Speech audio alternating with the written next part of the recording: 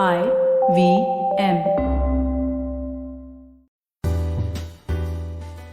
What has really worked for me the 11 years in Group M, right? I think it's largely that conscious approach. So, it's a sort of series of my beliefs and values, like, for instance, things like, organization has a role in helping people to grow personally, apart from professional growth, right? The importance of inward journey and reflection.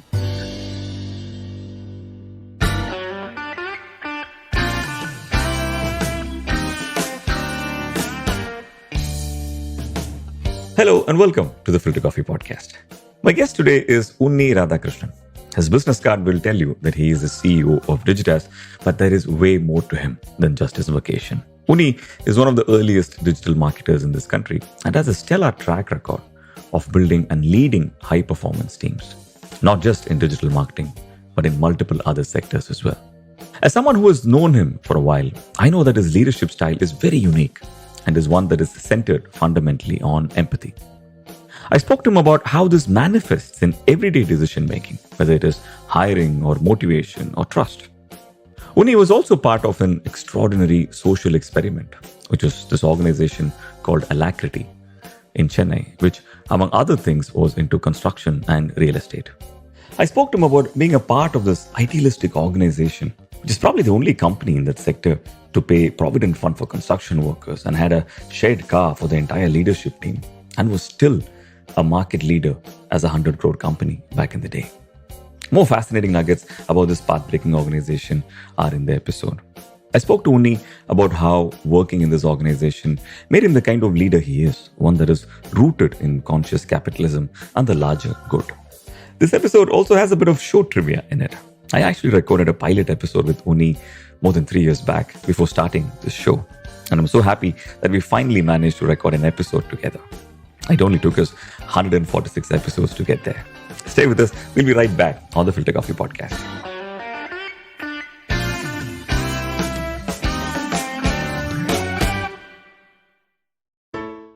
Hello. It's been another great week on the IVM Podcasts Network.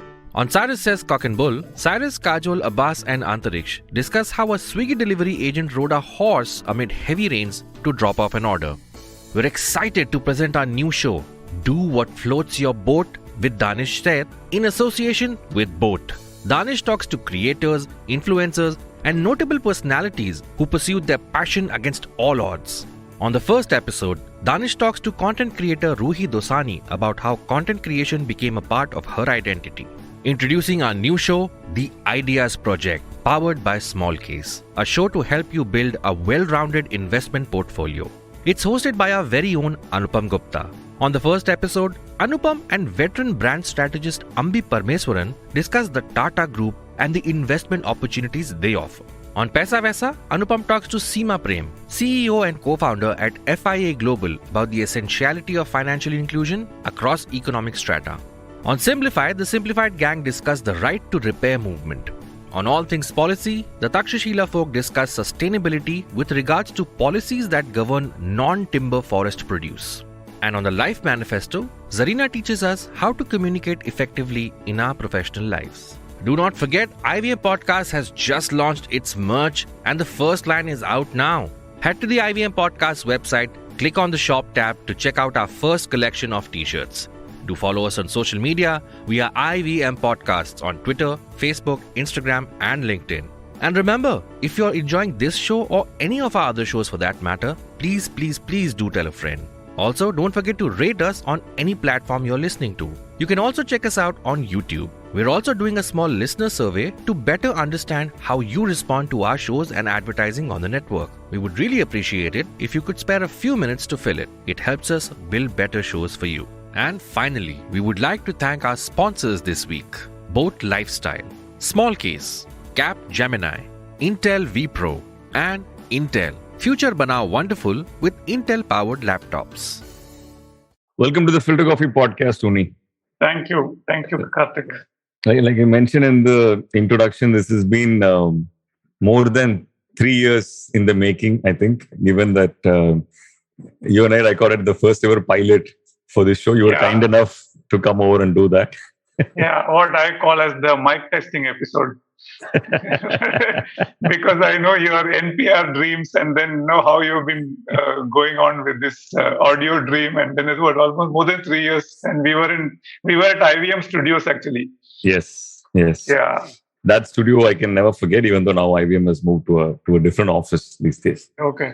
Yeah, you were kind enough, and then we recorded, and I think obviously I was in my stage fright worst, I guess, in that. So we didn't end up using that episode. Hopefully, I've become slightly Hey, that better with actually this. that was three. We all three of us were there. Amit was also there. Yeah, it was a three-way Okay. conversation. Oh, really? Yeah. I need to listen Amit, to it again. Amit was around there. I think he also chipped in between. I think so. I think we should just, for the sake of fun, we should just listen it once. Yeah, totally. Or I'll sell it for millions of dollars on my NFT. That's the other way of doing this. Yeah. Okay. How are you doing? I am good. I am really great, actually. No complaints. No complaints. Yeah, which is your natural state of mind. In fact, I was just thinking just last night. Knowing that we're going to record today, that I think yours is a career which is. I think the how is very clear. You have your own way of doing it. I think the what is interchangeable, right? I think you've spent time in real estate, and you spend time in. You're one of the earliest digital marketers in this country, and then you spend time in non-profit, and then you're spending some more time in digital these days. But I always thought that for you it's been about how you do it. What you do is incidental to the whole thing. For the benefit of others, you want to talk to us about your entire professional journey so far. Okay, I think what you have given me is a new perspective, which I have not even thought. Where the what is incidental and how is how is the okay. So that at least that seems to be the way I am landing to others. So that seems to be in a good position. But anyway, before that, good that we're doing this conversation, and thanks for that. But I should admit that when you suggested that we do this, we do this podcast, and I really could not figure out why on earth I should be considered as a guest, because all your guest lists are all like very unique and accomplished people from different walks of life, like artists, authors, creators, curators, entrepreneurs, bureaucrats, and the like. And I was not probably fitting anywhere, but then I thought, nevertheless, when the spotlight is on me, I might as well enjoy it, right? Every other adjective you mentioned, I think you fit. And I have to tell you personally, I'm very surprised that you're not an author yet, because this has been something I've been expecting will happen almost like 5-6 years back. But I'm sure there is good reason for it. Yeah, I don't know. Like, you're sort of testing so many capabilities onto me. So expectations. Yeah, I think if I have to talk about the professional journey, I think probably I may take quite some time to talk through that, because I think it's what more than 25 years, and then some distinct stops in between and things like that, right? Early days, I don't think there's nothing much to write about. I probably have to start not from career, maybe right from the personal life, if that makes sense. Early days, I don't think nothing much to really talk about, but I was probably an above average student whom everybody in the family thought will do, engineering and will get a good job, and like good sons will take care of family, etc. Well, I did a series of engineering entrance exam, and I failed in all that. Every single entrance exam I wrote, I failed actually. But okay, we were supported by the extended family financially, and they were willing to get me an engineering admission in a private college, which I refused to take. This was probably one of the first conscious choice I made. So then a BSc degree, some PG diploma in computer applications. Idea was to get a job quick and then support family. And then everyone around me was pushing me to go to Gulf. like any average Malayali would do, because you've done your graduation, your computer application course is done. But then I refused to apply for any jobs in Gulf, and that was the second conscious choice I made. Right. Interestingly, when I was in eighth or ninth standard, one of our English teacher actually told us that reading advertisement copies is a good way to improve English. Really? Right. Yeah. Wow. And he gave examples. Like, he asked a question: "Do you know what do you mean by worsted? WORSTED?" And everyone said worsted would mean worst, something related to worst. And then so everyone said it's a bad thing. And then he asked, then why would Raymond say worsted suitings? So it turns out that worsted means woolen, right? And then he gave enough examples of advertising copies. And ever since then, I have sat and read every long copy or probably short copy ads, whatever on papers and magazines that I could lay my hands on. So that largely it was the Hindu newspaper and probably the Week magazine those days, and whatever magazines I could get, right? And I was quite fascinated by the written word, actually. And I was actually fascinated by the Raymond's Complete Man ad series. So in 1988, before it sort of became much famous, 88 or 89, if I'm not mistaken, they used to run a half-page ad on the Hindu Sunday supplement. The second half used to be, they used to feature each different individuals. So you don't have to be the world's, I don't remember the exact copy. You don't have to be the world's first, pilot to be the complete man, or you don't have to be the world's whatever record holder to be the complete man. Series of this thing, right? And in fact, I used to cover we used to cover our books with newspaper, right? So I used to cover all my textbooks with a Raymond ad those days. Wow. Right? And so much so that when I finished my graduation, the first ever job I applied was a Raymond job. Right? Obviously, I didn't get. Okay, and when much later in 2004, and I came to Bombay, I think I somehow chased and found the person who wrote the Complete Man ad copy. Yeah, but the funny thing is that those days I never knew there was something called an advertising industry, and that one could get jobs there, right? And there was no one to sort of advise or anything. My worldview was so limited, and the perception was also that marketing is a job where you would go for if you don't get anything else. Yeah, that was the initial thing. So interesting thing happened as part of joint family. We were part on and off in joint family, and we're very extremely ritualistic, religious, and for any drop of a hat, you have to consult astrologers and speak to them. Your life was like completely on that, and it was like as if fear was the overwhelming emotion in that place. So there used to be a medical shop closer to our home, and every day when where we go for our whatever regular needs, and if you reach there in the evening, you will see, like any shop owner, he would take a pause and light the lamp and pray to God. Right, like any shop owner, we see it even now.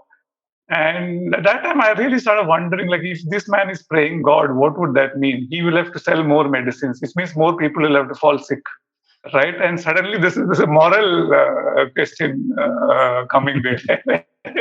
I think probably, if my memory is right, this is probably the first time I would have thought about, the moral thing of business. Right, and I'm sure even God would have got confused as to if you have to listen to this place. Anyway, long story. I became sort of somewhere between, not because of this, but over the years became somewhere between atheist and agnostic kind of thing. So anyway, I don't, I'm not religious anymore. Right, and soon after graduation and all that programming, I started working. The first 5 years was I changed 4 jobs. I was not really knowing what is wrong, and then but I had some vague notion of being an idealistic company, and I would not have been able to describe it. Maybe things like justice, equality, a better world, and things like that. But I don't think I would have been able to explain that. It was just you were looking for an ideal world kind of thing. And I think at that time I had read about E.F. Schumacher's Small is Beautiful, etc. Those kind of books at that time. And then finally I found a company, a corporate group in Chennai. You are also probably aware, Alacrity. It was more of a social engineering experiment, if I can call that, focused on four business, which is basically housing, energy, healthcare, and education. Housing and energy was the only sort of established business, listed companies. It was listed companies actually. Healthcare was largely for employees and the construction workers, and education was still very experimental. We were doing some experiments on homeschooling and things like that. Very, very idealistic, ahead of its time. The belief was that organized business based on values are the best equipped to lead society to a better quality of life. Like very fiercely optimistic. If you have to borrow the words of Tommy, in fact, Tommy used the term fiercely optimistic. Tommy being one of your colleagues at that time and now a good friend of both of us. Yeah, correct. Yeah. And operating in housing, which is real estate, essentially, absolutely no bribes, absolutely no black money, no violation of any development control rules. 2,000 construction workers getting PF and healthcare, and their PF also paid by the company. It's probably unheard in the history before or after that construction workers being paid PF and their life is impacted. There was significant impact on their quality of life. Second generation, third generation started sending the children to good schools, those kind of things. Great product, things like after sales service, which is a never heard in the housing sector, was introduced even probably in the early 80s when started. A case study in many of the Indian and international universities, all that, right? While doing all this outward, there was also the leadership was operating at a very unique philosophy, right? Moderate incomes and lifestyles, salaries perhaps at 1/5 or 1/10 of what the market would give. Nobody owns a car. Right, there were two cars for the community: the senior marketing and the senior management leadership team. Not the senior, the leadership team could utilize their car by advance booking, and then you have to pay for that. And when you say community, you mean the community of senior employees, the leadership? Yeah, correct.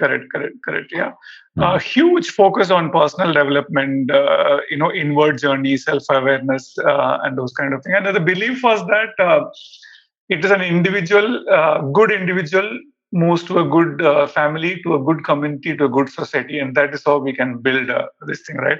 So 40-odd families on the leadership and the management team, we lived like a community. And when I say leadership, it's not the traditional this thing. Well, traditional, the hierarchies are there, but even there are a lot of people, young people, and even the families were included. Like we would used to have monthly meeting where even your spouses are part of that meeting, and it's very extremely honest conversations on those meetings. So we lived like a community. I joined at what was called a research officer. So people who get to know about the organization and gets attracted by its philosophy, works directly with the chairman's office, because they just hired just like that. Because typically they reach out. Like even I saw a series of advertisements which is talking about the philosophy of the company, and then I wrote to them to understand the company better, and then they sort of invited, you want to explore a opportunity here, and that's how I sort of landed there. And I had no formal learning of business or marketing or anything like that, but I was interested in advertising. So initially, the first when you're working like a research officer, it's basically you think of it like a management training kind of. But there's no formal training. You're left to yourself. A lot of introspection, discovery, meeting other people, other senior people, spending time understand them and things like that. And then you move to an area which is eventually of your interest. And then I eventually moved to marketing, and then eventually became the head of marketing and sales. So over a period of, I was there for about 7.5 years or so. We were quite Wow. innovative right from beginning. We had a website in 96, 97, a good 25 years back, right? We had a pioneering bunch of agency partners. They did something very, very interesting. Those days, email was not that popular. This was the first decade of IT revolution. Hmm. People would go from India getting an IT job. They go to either IT job or they go for their PG. And the first thing they do after going to US, once they get a job, if it is after PG, after getting a job, first thing they would look at is investing in a house, right? And those days, so email was not popular, and our agency came up with a concept called free mail. And so basically anybody could log in from anywhere, and they write their letter or mail to their family members. We would take a printout in here and deliver it anywhere in India, right? That became a huge hit. And I know you're basically getting to know. And they were also start building a bond with the organization, with the brand, actually, right? Eventually, obviously, when some emails became popular, that service sort of we wound that up. It was a free mail. It's a free service, but customers would invest in these flats, knowing very well that even when they are away outside India, their parents are staying in a very safe place. So the Hmm. brand equity was so strong, right? Then in the 90s, late 90s, I think the Southeast Asian financial crisis, I think coupled with all the non-compromising attitude, we were sort of heading for a crisis. In 2000, I got married. 2001 is when the salary stopped, initially delayed, then finally it stopped.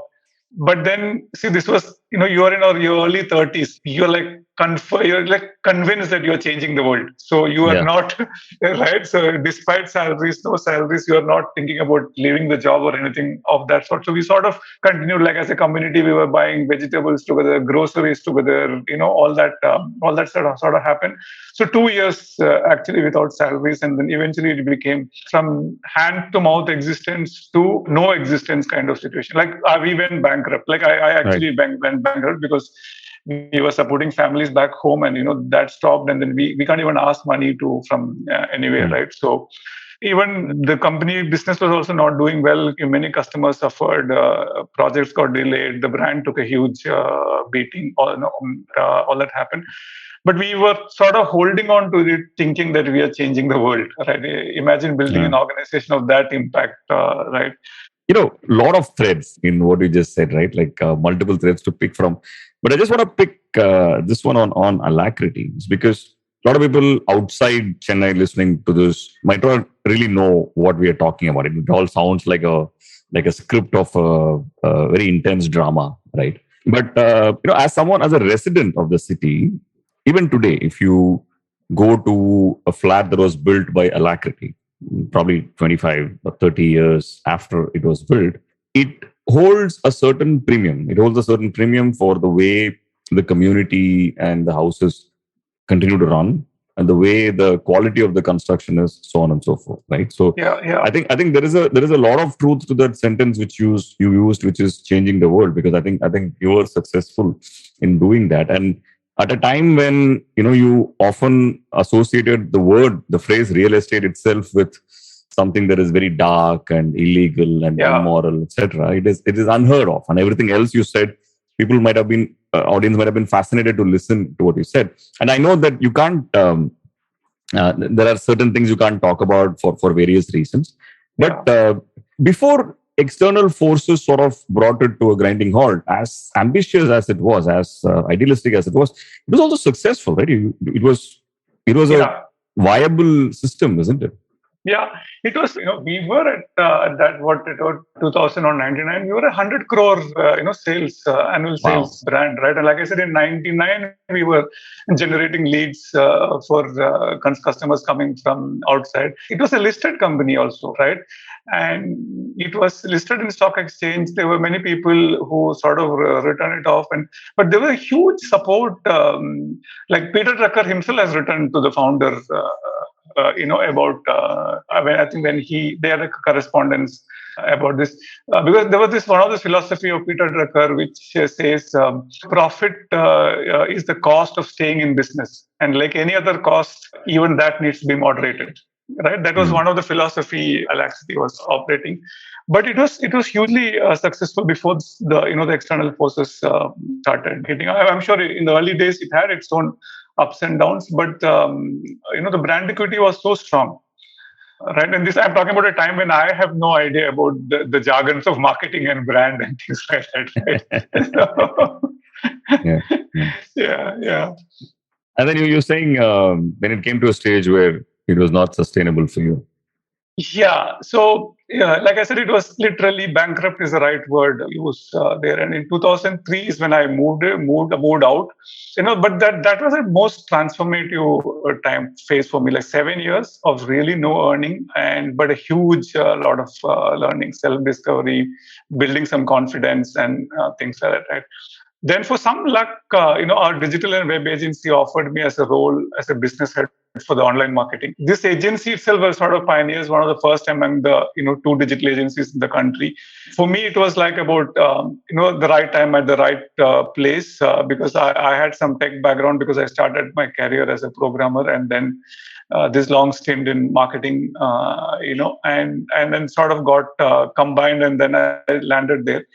And when he hired me, also I said, look, I have no understanding of agency and I have no agency background or anything of that sort. But he all he said was that I trust your integrity, and that is what that's the way he hired me. That was also a big confidence boost in that sense. So that is how that journey started, and then I was there for about 3 years in that, and that sort of opened doors to larger agencies like Group M. I should say that I was incredibly lucky to have the kind of people around like Tushar, who actually sort of discovered me and hired me. And in many years later, he actually told me that he hired me after hearing my personal story and that I would bring a different perspective to the organization. And then Ajit Varghese and the rest of the team at Maxis. So that 11 years was also very rewarding. I think that's where we also worked together. And a lot of my values and personal beliefs sort of that went into building teams and relationships at that place, at that group. At this point, I had an observation. I had not thought of it this way until I was listening to you a few minutes back. In a way, advertising seems to be an experiment for generalists more than anything else, right? Like people who appreciate multiple facets of life or bring in multiple skills onto the table. It could be cultural nature, it could be who you are as a person, it could be your ability in terms of skill, but you have a great appreciation for life in general. And I think people like that tend to gravitate towards advertising, isn't it? More than specialists and others. What do you think? I don't know that, but I think advertising sort of because the reason I probably stuck there was because for me it was a combination of left brain and right brain. It's the best of both worlds, both art and science kind of thing. Secondly, you get to work with a lot of different people, different kinds of people, different thinking, different perspective. And that's what sort of excites me. Interesting people, isn't it? Yeah, interesting people. Correct. Yes. Yeah, including you. No, honestly, I think that's the essence, right? Like a lot of people, who probably listening to that at a stage, where they are trying to figure. I think yours is a very interesting case study as far as career building is concerned, right? I think in the last 10 minutes, you've given many reasons as to justify the statement I opened with, which is, for you, it's more about the how of it, not so much the what. But I think, like you mentioned earlier, advertising is not something that a majority of the people sort of say, hey, listen, that's my dream, right? That's where I want to be, sort of a thing, right? It's probably somewhere in the top 3 for some. And for many, it is not. And then it sort of happens to you. Right? For me, it's the same reason. I didn't have a career in advertising until the last 10 years. And I'm still in love with it, right? After a decade of it, because every day is so different from the previous day. Yeah, I think advertising, probably it might be true. It happens to people. Maybe it happened to me. But I think there are a lot of people who really choose advertising as a career also. Right? For me, it's really accidental. And there are times when I think, like there was someone who actually told me, a very senior person who knew me, he said, you are an antithesis to advertising. You will not fit into it's a very foul, pretentious world. And how are you fitting in an advertising industry, right? So yeah, but I also feel that there are times when I feel that it sometimes is a bit of superficial, and then you don't go. There is no depth. But I think these are different perspectives because there is no black and white answers to this. Yeah. Yeah. So I think for me it is what has been exciting, and now that you gave me a good phrase saying the how, even when after 11 years when I quit Group M also, I was actually wanting to experiment something outside advertising and wanting to apply the same principles of running the business. So it was a how in that sense, irrespective of what business was, right? So yeah, when I think of it, so working with people, building teams in a sense is what sort of excites me, and getting different views, knowing people. Yeah.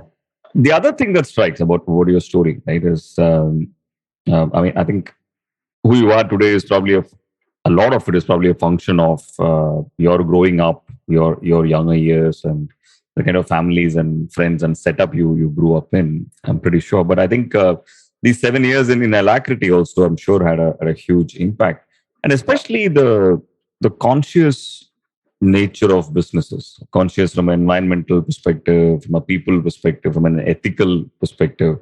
That would continue to be an area, that you explored in and outside work, isn't it? It's an area of pursuit for you, isn't it?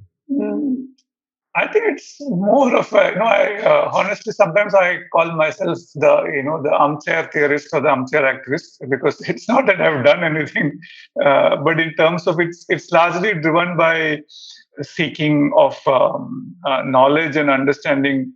Even that has evolved over a period of time. So just to talk about the conscious nature. So one of the things which sort of after that 7 years, and then what has really worked for me the 11 years in Group M, right? I think it's largely that conscious approach. So it's a sort of series of my beliefs and values. Like for instance, things like organization has a role in helping people to grow personally, apart from professional growth, right? The importance of inward journey and reflection. I mean, we typically don't spend much time on it. It's not consciously encouraged. Similarly, listen to understand and not listen to reply, right? Because I think most of us are sort of conditioned to listen to reply because we want to reply and finish it off first, right? And then probably seeing people as as a whole, like, because everyone is a combination, including you and me, a combination of hopes, fears, aspirations, and ambitions, and the baggages we sort of add up through our life, right? So a lot of things for a conscious thing for me, before getting into the environment and all that kind of thing, while those were the initial, this thing, over the years, I probably started becoming more of inward looking kind of a thing, right? In fact, one of the things when I look back is that what sort of helps building teams and leading teams is this one line which I actually wrote. Basically, intellectually inspire and emotionally include, right? Because it's, I think, other words saying, manage with head and heart. There's also a very interesting saying which I came across much later. In fact, I probably were doing that, was that you don't really manage people. All you do is sort of include people. It's very, very, very interesting perspective. Yeah, very, very, because we really don't manage people, and I think probably I somehow managed to do that. And also we see when we buy material things, right? We typically tend to validate first and then trust later, like way before you buy a consumer good or whatever it is. But when you deal with people, my approach is trust first and validate later. So can you explain that? So basically you start, especially in organizations you work with people, the tendency is sometimes to, okay, let me test out this person, whether he or she can do it or deliver or can be trusted, right? But what I've seen is that you start with a sort of a blind trust. Okay, I'm not saying this is probably the right thing to do or something, but it's something which sort of really works for me. because then you're sort of trusting, and then you're sort of probably helping that person to get the best out of, bringing the best from that person. And then Does it work for you with people who you don't know intimately well? Yeah, in organizations you really don't know intimately well, right? Especially when you're taking a new role or you're hiring a new person and things like that, right? You really don't know intimately well, but then you make an effort to get to know the person. It doesn't mean that it's a guarantee for success, because you can get let down also. But then, if you are continuously getting let down, and then is when you withdraw the trust. At least that's my way of this thing, and I'm sure there would be counter argument, a counter view to this. But when you say trust, you mean trust from a loyalty perspective or a skill perspective? How do you define trust? Yeah, I think good question. It's not from a loyalty perspective. One is that it's that, okay, this person means to do the right thing, or intends to do the right. So that that there is no sort of hidden agenda there, right? And that's where it can go wrong also. But at least that's where you start with, right?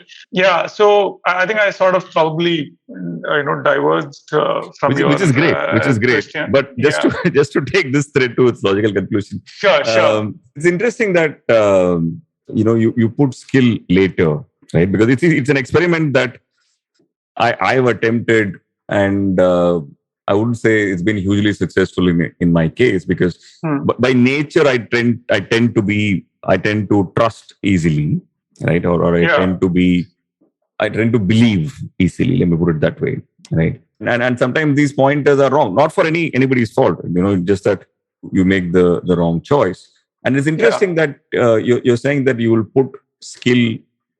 You're not saying it's unimportant, but you're saying it comes after. But I've also seen that you have sort of built very high performing teams. It's not like you only built teams. I'm saying this because I have the knowledge of some of the teams you built. And how are you able to build performing teams with this pursuit? Yeah, so actually, to address the first thing, it is not that I'm not saying skill is not important. That's not the point. I think skill is absolutely important. The point is that, like for instance, when I hire people, one of the especially for people, I've told this to people whom I have hired directly, who are direct reportees to me, as well as even below, who are going to lead some teams. Right. One of the things I tell them is that, see, we have hired you because we believe you're capable, right? Because you've gone through that interview, and your skill test is already sort of done, right? But now don't be under the pressure, to keep proving that, right? Your role is to, especially if you're going to head a team, maybe people under you, it's important that you have the listening skills. Okay, first, whatever 1 month, 2 months, or whatever that period, spend time to listen to your people, your people who are reporting to you, your peer group, your other stakeholders, in the organization. Get completely on a listening mode. Don't be under this pressure that now I have to prove myself. Obviously, you'll have to prove, but the first point is not that you're not. First role is not to justify the hire immediately, right? Because we have your trust.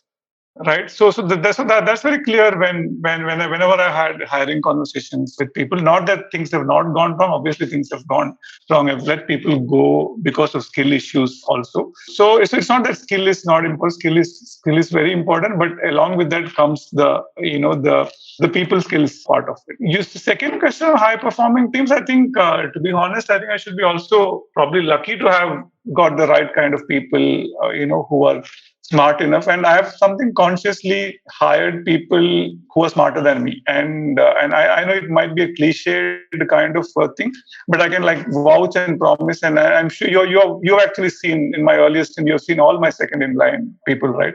Everyone is smarter than me, in their respective areas. My job is to sort of give them the canvas so that they can play fearlessly. Right, and so you give a safety net to the people, and I think they've also gone with that. When that people have your back, and they continue to take it down. You see, I'm sure you've seen the second, third line of the people, and many of those people, right? So they've gone ahead and continue to build that kind of organization. So it's not that you get somebody who has no skill and then this thing. But there are cases when, like especially in digital, for example, we have. It's not that we have so much of digital talent available, right? We have, in our teams, we have got a lot of people outside digital and then moved them to digital, and then they have done phenomenally well. And a lot of credit is to them than to me. I say that, but I think I've been able to play the connector of weaving things together and giving people that safety net. I think probably that's and if for me also for me the personal value is empathy and compassion and trust. These are the two of my deeper personal values, and I sort of try to stay rooted to that.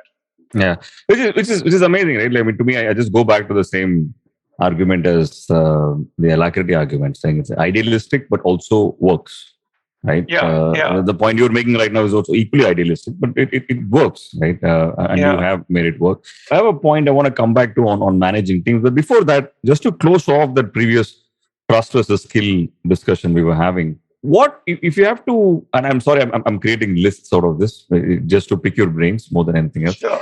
Yeah. But if you're advising people who are hiring for whatever level in their teams, people who are trying to grow their teams, what will be your top 2 or 3 hacks or advices you will give purely from a hiring perspective? Oh, that's for others making lists. Yeah. What's been your biggest lessons when it comes to hiring? See, when I meet people and do interviews, and I think I see it also varies at junior level to mid level to senior level kind of thing.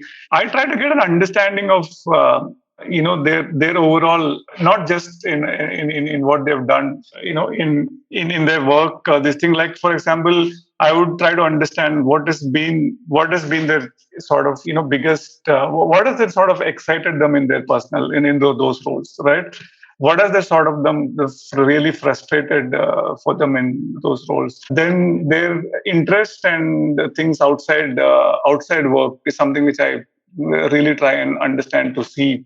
Whether there is a wider perspective to life, and then things like what's the primary sort of motivation to shifting organization, right? Like, and I legitimately agree that changing jobs for money is we agree this is a certain legitimacy to that. So I don't take away that.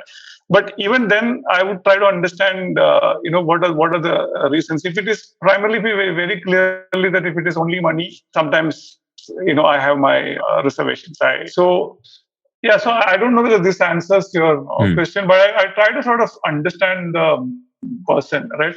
The other thing is not from a hiring perspective. One of the, I think, most important thing is that there's something which even applies to me. Like I can say that I've done good job here, there, and all that. But the environment also contributes significantly to your success. And what normally happens is that we tend to forget that. The moment you become successful, then in our minds, we are the hero, right? But a significant contribution by the environment is made to our individual success. And we have to sort of keep in mind. And there are enough studies have been done that when you take a high-performing person and put into a different team or a different organization, he or she does not work. Or you find an average person and take them into a different team, and then that person blooms, flourishes, right? So therefore, I think from an organization perspective, it's important to build environments which is very conducive for people development. And I know it is easily said than done, right? And it's a sort of a difficult task. But then that's a sort of thing which would sort of that's the kind of work which I would sort of excites me, and because there is no real rules in that sense. And then you will have one set of values, but doesn't mean that everyone has the same set of values, right?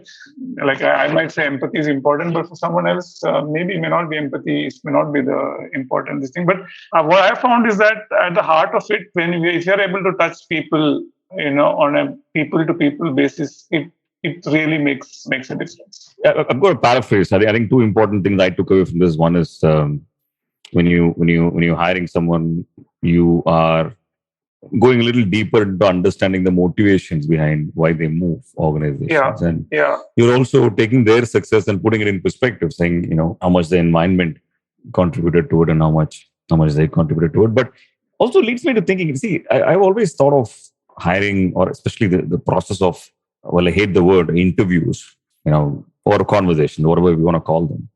This is a fast track judgment, isn't it? Like you walk into the room, where judgment is not a bug; it's a feature of that conversation, right? And do we end up hiring people like ourselves subconsciously? Yeah, this is an interesting question, which I've also thought a lot of times, and I have consciously tried to see. Subconsciously, we will have that maybe some sort of bias, because we say mapping the culture and all those kind of things we say, right? But at least last 8-9 years, I've felt that hiring people different is a big this thing, because people bring different sort of complementary skills and thinking, right? Like, for instance, I'm not an aggressive, let's say, aggressive salesperson, right? But if I'm hiring, I will have no problem of hiring an aggressive sales guy, right? Even though some of our core values may not match, like he may or may not say that compassion is not my values. But the way I look at it is that if I can connect with him or her, right, and then at the same time give that person a canvas to play on his strength, it is my duty to sort of ensure that his or her ambitions and organization, objectives sort of keep parity.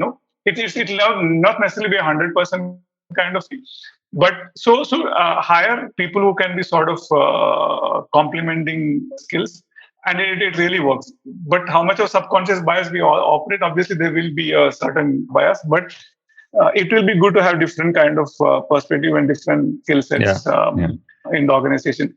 So, like, I just remember that point which I just said, that continuously mapping or continuously trying to align individual ambition with an organizational goal is an ongoing exercise. That's something I do consciously.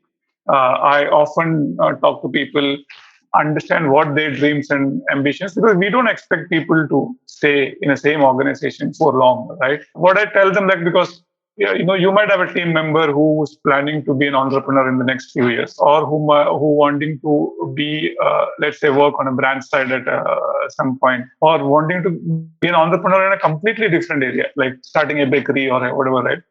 You understand that this thing, and then basically telling them that so this is your ambition, this is your this thing, but use this context of this organization to hone that skills. Because if you're going to be an entrepreneur, you have to be subject knowledge, people skills, composure, all that is sort of important, right? All I'm saying is that use this opportunity that you're in this organization, whether you're here for 1 year, 2 year, 3 year, whatever it is. Use this to the best of that ambition. But then it eventually means you will do a good job on your current role also. So sort of aligning that individual ambition with your organizational this thing is I think is a very important this thing, and I don't think most people do that. At least that's my feeling. Yeah. You're right. Moving to a completely different aspect, right, of leading. You said that before that, I think there's one question that's been bothering me right from your first answer. Okay. So I'll get to this in just a bit, but I have to ask that question first. So you meet the person who wrote The Complete Man. And I forget who it is. What do you ask him? How does the conversation go? Sorry. No, I didn't meet actually. I located that email ID, and those days, I don't know if you remember, in 2003-4, there was this, before LinkedIn, there was a network called Rise. RYZD. Yes, right. Yes. It was early. It is what Orkut is to Facebook is what Rise was to LinkedIn. Correct.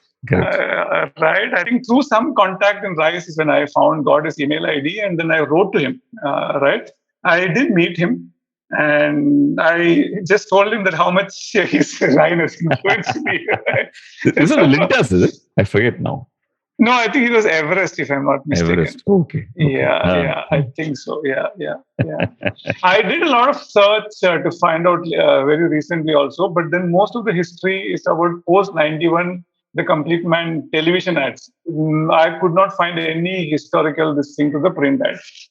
Yeah, which is actually a subject I've been discussing with, of course, now it's weird to say that the late Anand Rangaswamy. Yeah.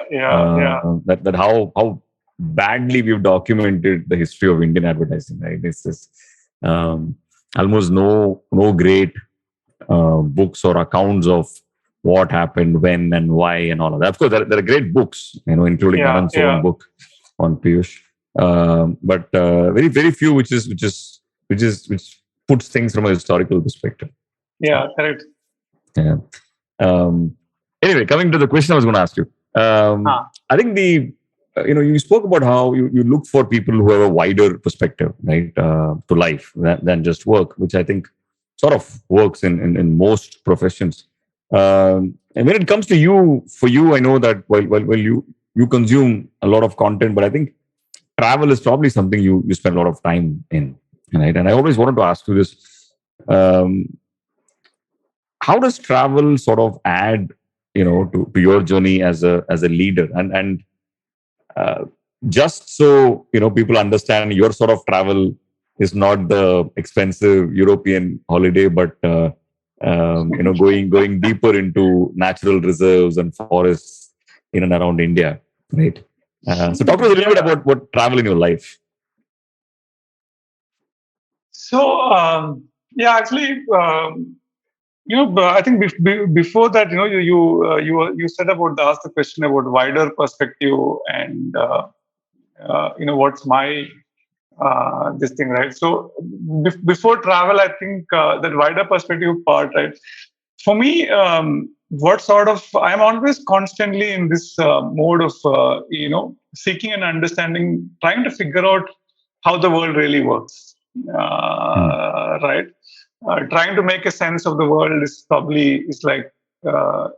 my state of being, all the time, and that sort of dictates the kind of books I read, which invariably tend to be non-fiction.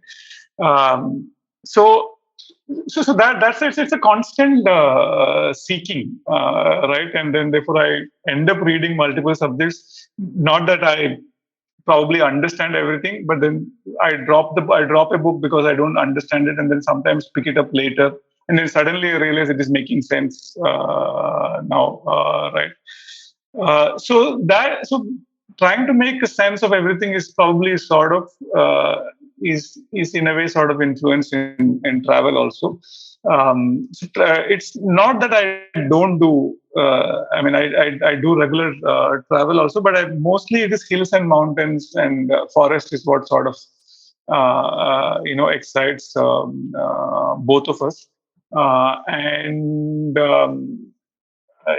Actually, I don't know if there's anything very unique about my travel because you try and either hear about a place or earlier what we used to do is to sort of open the Google map and then start figuring out where all of the national parks and sanctuaries are there, and there are so many wildlife sanctuaries which are generally not in the tourist map. Right. Once we went in search of a sanctuary somewhere near. It's not near Pune actually. Somewhere in Maharashtra, little outside Pune. It's supposed to be a sanctuary of only peacocks. Okay, and the sanctuaries all of 5.14 square kilometers. Okay, that's a sanctuary, right? And nobody knows about it. Okay, the villagers has no clue. You keep going, asking people. Finally, we found the place, and there was one small forest office, which was locked, obviously. and we were allowed to take the vehicle inside, but all of 5.14 square kilometers of wildlife sanctuary. But it's Right? a sanctuary of peacocks. Yeah, it's basically for peacocks. Wow. It was I forgot the Hindi word for that, or Hindi or Marathi word for peacock. So it's More. the name of that. More. Yeah, it's more sanctuary or something. It's called. Right. So we keep looking for these kind of places, and and then travel. So that's something which we do. Other interesting thing has been dams. Is something which we've been very awe of dams. The water and the bigness of that. So we've looked at the maps and tried figuring out where are dams, and then attempted traveling. But largely a lot of wildlife sanctuaries, and we haven't traveled much outside India. Even when we traveled outside India, for instance, once we were in Indonesia, and everyone goes to Bali, but we stayed in Bali for 2 days, and then we just got out of Bali, figured out an island called Lombok, where not many Indians go, but a lot of Australians go there. And there is a volcano there, and there is some wildlife, some trails, and then we went to a place to asking some villagers, found a forest trail, and we were the only one in this thing. We were a bit scared also, and this is Indonesia, right? So we look for this kind of places. Once since we went to Thailand, we just stayed in Bangkok for 2 days, and then we figured out a place called Surat Thani, which had a series of national parks. So we look in the map and find national parks and then go there. Right. So basically, the forest and mountains is something that sort of fascinates us, and a lot of trekking. Sort of climbing mountains, and not the very high-end Himalayan kind of treks, but still, because my tolerance to cold is very low. So So that's that's on travel. I'm with you on dams. I think that I have this fascination as well. I think for me, of course, not going into the ecological impact of a dam, because I'm not an expert in that, but I think the human ability to conquer water like that, right, is quite telling. I rate it as high as our ability to fly, so to say. Right? It's and probably it's a story I've told you this earlier.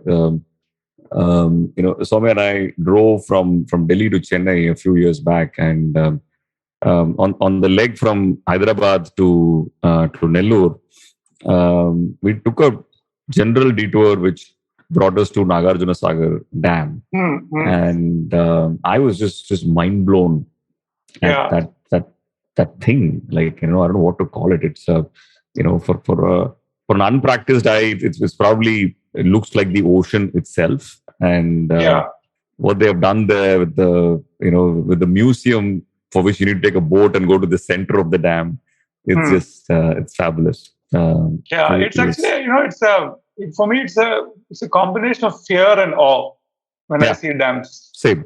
It's a fear and awe. So you're sometimes your legs start trembling, like when you see like large water bodies, right? Yeah, and the sound. The sound adds to the fear, right? Yeah, correct. And I'm obviously I have a huge acrophobic situation. So, but I'm not the one to fear of heights. Heights. Okay. Yeah. So, I'm not the one who can walk that ramp, with the water flowing under you and all of that. But but it is quite overwhelming, so to say, right?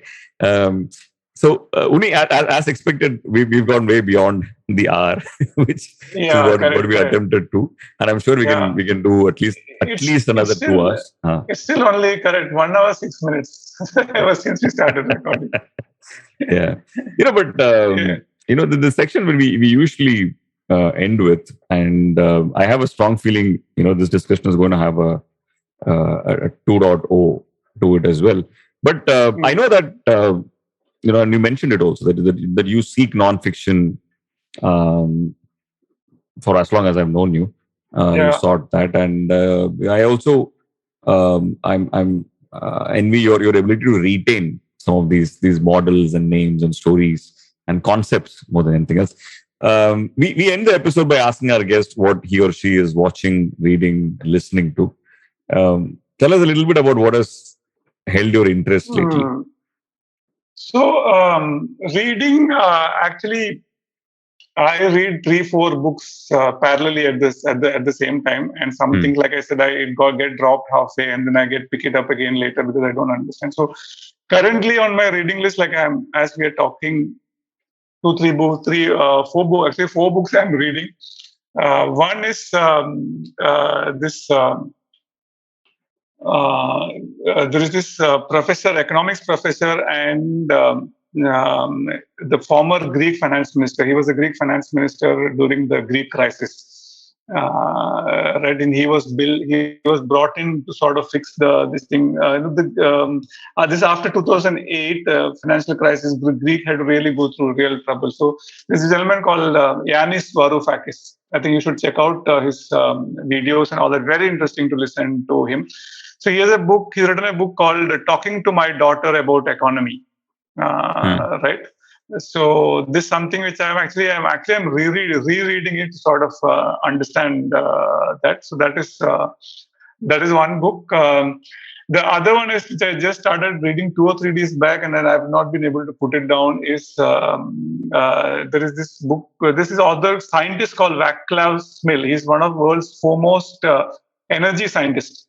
Right, and there's a book called "How the World Really Works," a scientist guide to our, or in fact, I'm lying here actually, scientist guide to our past, present, and future. Right, fascinating book, and he basically talks about how energy transitions has happened, from coal in the 1600 to 1850s, oil, and then till 1950s, and now oil to the attempt to electricity. And so he's basically saying that all this talk about decarbonization and all that in 2040 and 15, all this, there is absolutely no scientific backing to that. We are not going to. He's saying I'm not pessimistic, or I'm not. I'm not saying it's doomed, and then I'm also not saying that singularity will save the world, kind of thing. But he's saying 80 or 90% of our energy requirements still even today is done by fossil fuels.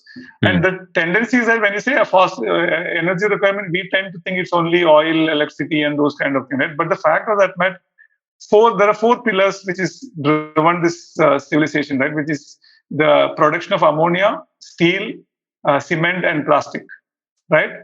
Yeah, if we have to, and the world needs this. There is no alternate to any of these things, and all this requires significant amount of energy. This thing, and there is no alternate other than oils, fossil fuel to replace it. So we are nowhere near any that. So this thing of decarbonization is a completely nonsense, right? Wow. Energy usage has to really come down. Similarly, food production, right? For instance, he says 1 plate of chicken to reach on your table, it needs about some 350 ml of diesel is involved in that, right?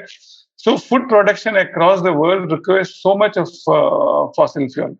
Right, 20% of American food industry is 20% of the resource actually goes on the need is fossil fuel requirement. So you think this is because he's a scientist and then he proves everything by data, right?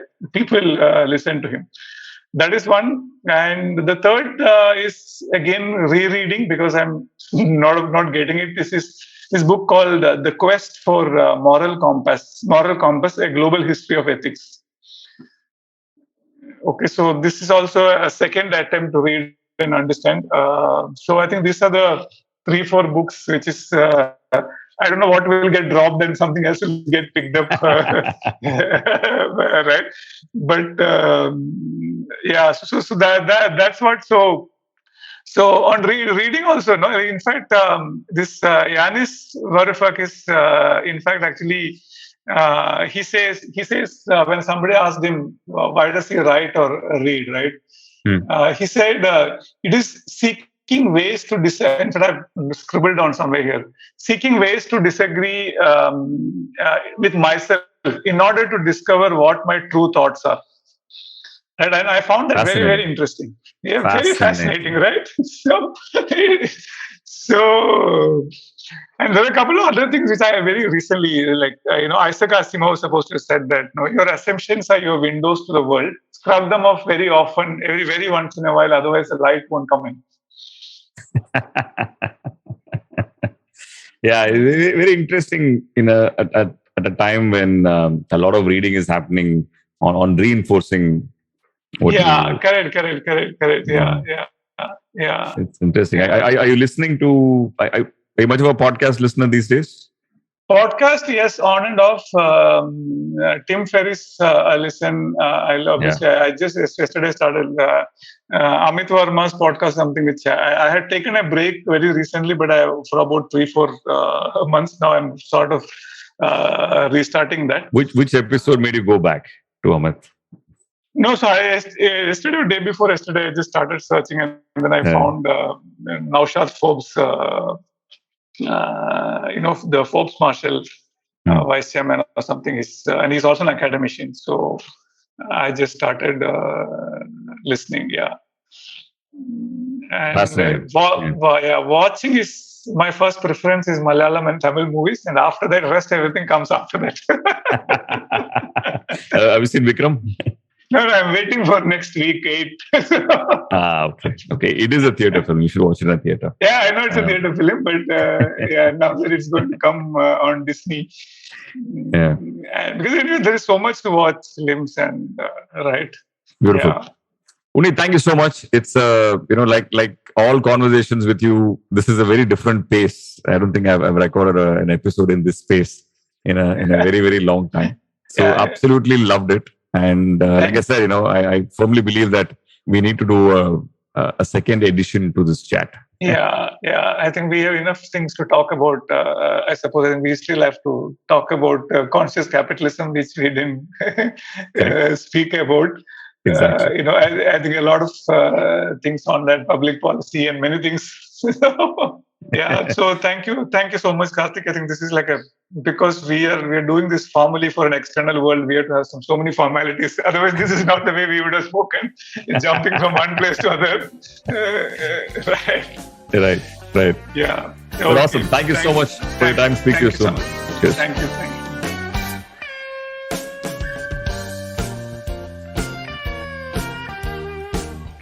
If you like this podcast, don't forget to check out other interesting podcasts on the IVM network. You can listen to us on the IVM Podcast app or ivmpodcasts.com. You can also follow us on our social media. We are at IVM Podcasts on Twitter and Instagram. And if you want to reach out to me, I am _Karthik. That's Karthik with an H on Twitter. And Filter_Koffee. That's coffee with a K on Instagram.